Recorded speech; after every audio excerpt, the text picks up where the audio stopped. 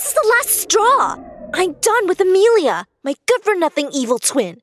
My name is Anna, and I think it's about time I told everyone all the horrible things Amelia has done to me over the years. Growing up, I always felt like everything my sister did was purely to make my life a living hell. Imagine this.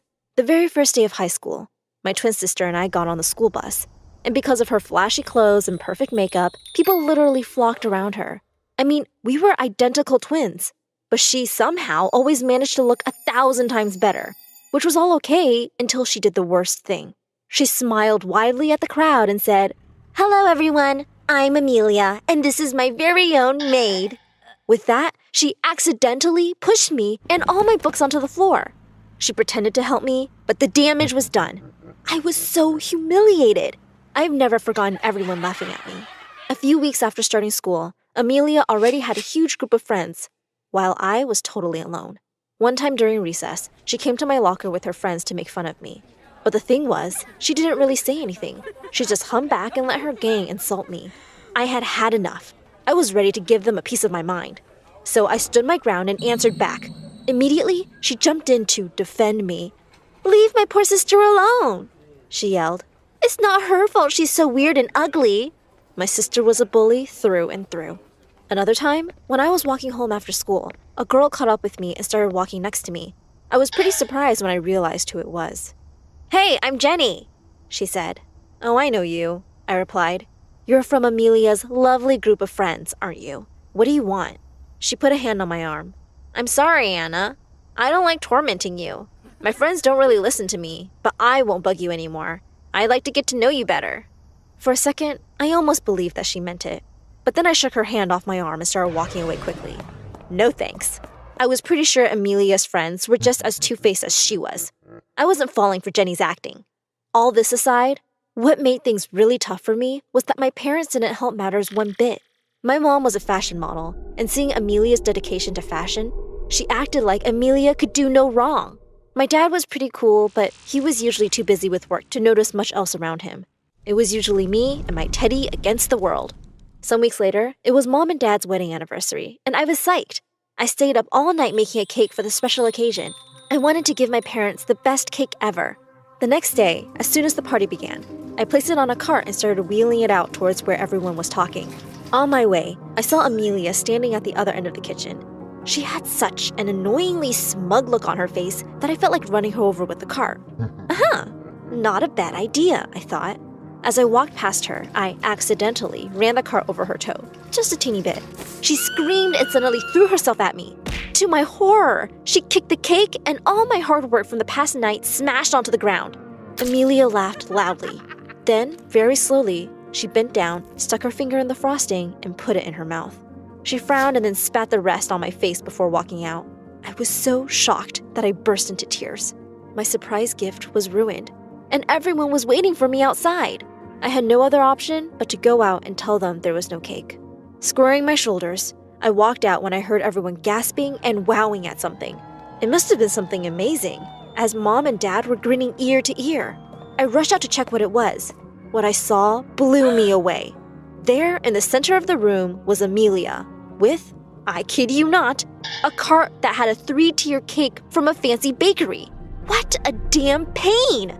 She stood beside it, looking so polished, fresh, and beautiful. I mean, she was practically sparkling. I stood in place, feeling messy and ugly. Once everyone was done worshiping Amelia, she walked up to me and ever so sweetly said, "Why, Anna, you look like a truck ran over you." Then Amelia whispered, "You don't have to be like that because of a silly cake. Can't you see how happy Mom and Dad are? Besides, who would even believe your story, loser?" All I wanted was for the night to be over so I could tell Mom and Dad what Amelia had done. But when Mom saw the smashed cake, she just laughed and said, "Well, I can't complain. The cake we had was amazing." Honestly, it seemed like every day she was turning more and more evil.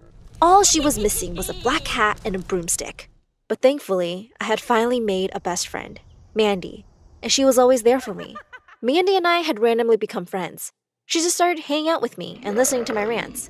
Best of all, she was the most encouraging person ever. She was so determined to have me show everyone that I was great, that she practically forced me to join the school swim team and sign up for the next competition. Then she made me train nonstop. She said that I should focus all the neglect and anger into it. And I just did that. On the day of the competition, I just knew I was going to win. All the contestants were at the starting line, waiting for the referee's signal, when something strange happened. He announced that there was a last-minute entry. I rolled my eyes. Can we get on with it now? I've got a race to win, I thought to myself. But then, almost in slow motion, a figure appeared and the crowd parted. The host screamed into the mic, "And here is our final contestant!" The crowd actually cheered. I mean, really? I wanted to gag. But when I saw who the contestant was, I nearly passed out. It was, you guessed it, Amelia. She had literally told me that only losers participated in swimming competitions, and now she'd shown up like some sort of celebrity to compete? Was she kidding me? The race started, and just as I thought I would win, Amelia suddenly sped up and overtook me like she'd been practicing for months. I was so bummed out. And Mandy was nowhere to be found. Over the weekend, though, I did find her. On my way back from the library, I saw Amelia with some other girls, obviously shopping with the prize money. I turned on my heel to avoid them, until I saw who else was with them. Mandy! My best friend, Mandy! She was laughing and chilling with Amelia and her girl goons like they were all BFFs. I approached them and tried to talk to Mandy, but when she saw me, she pointed at me and started laughing. Then Amelia walked up to me, like the drama queen she was, and tossed a few notes in my face.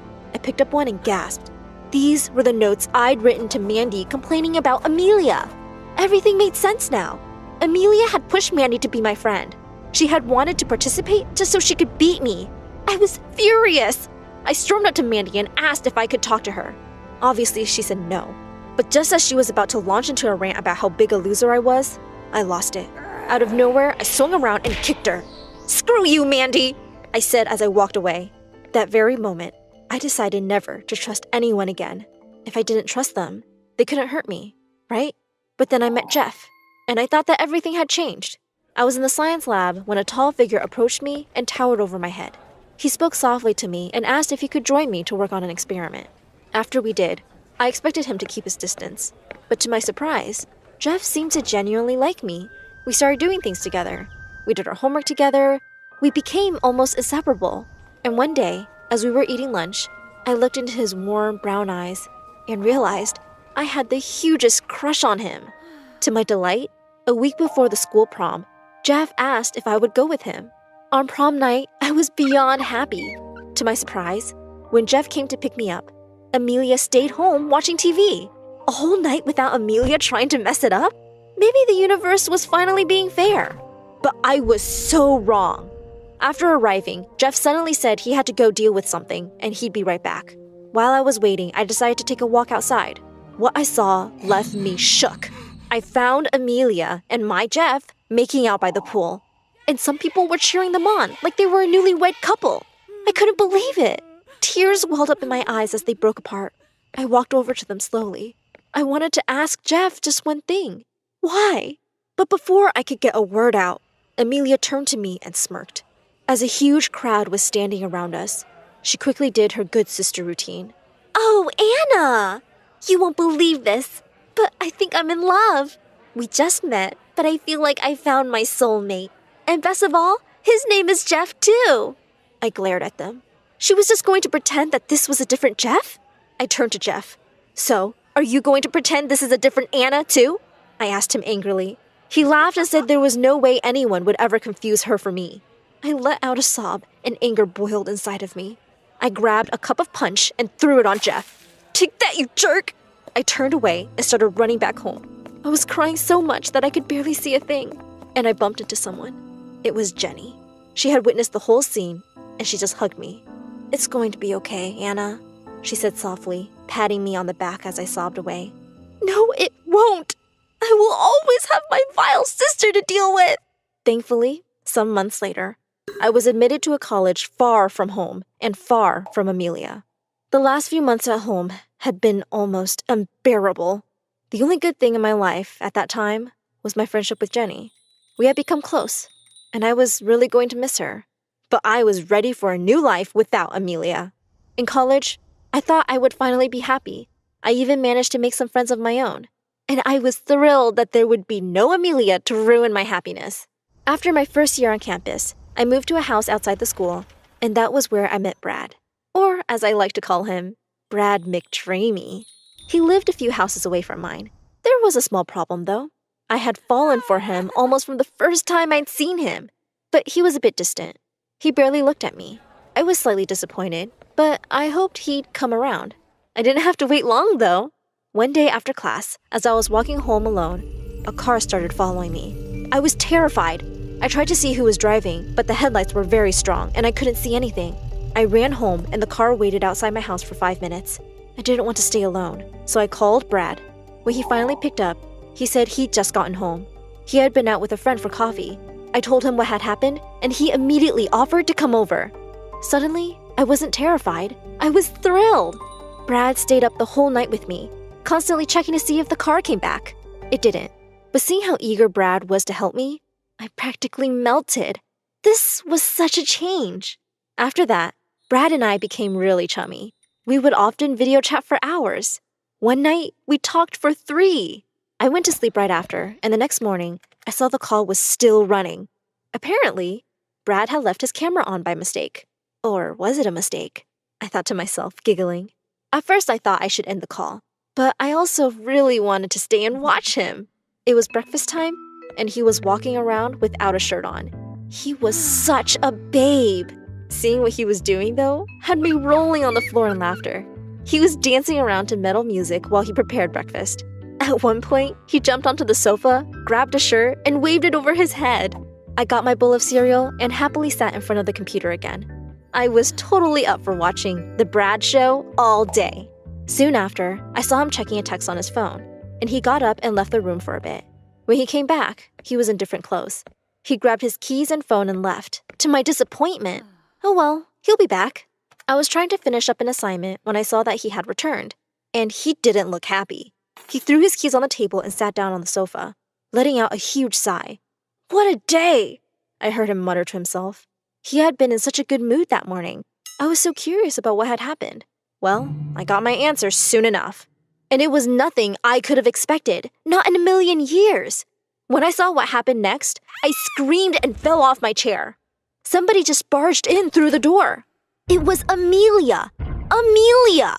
She wasn't wearing her flashy clothes or layers of makeup. In fact, she looked exactly like me. Except I know that's not me. I got back up in my chair, shaking and staring at the screen in horror. Anna, what are you doing here? Brad had jumped up from the sofa, and he looked really uncomfortable. Did he just call her Anna? My head was spinning.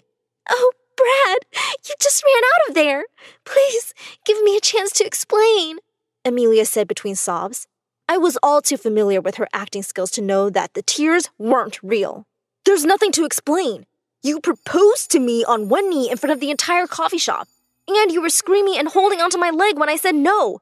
You're insane, Anna. This was so embarrassing. I had heard enough.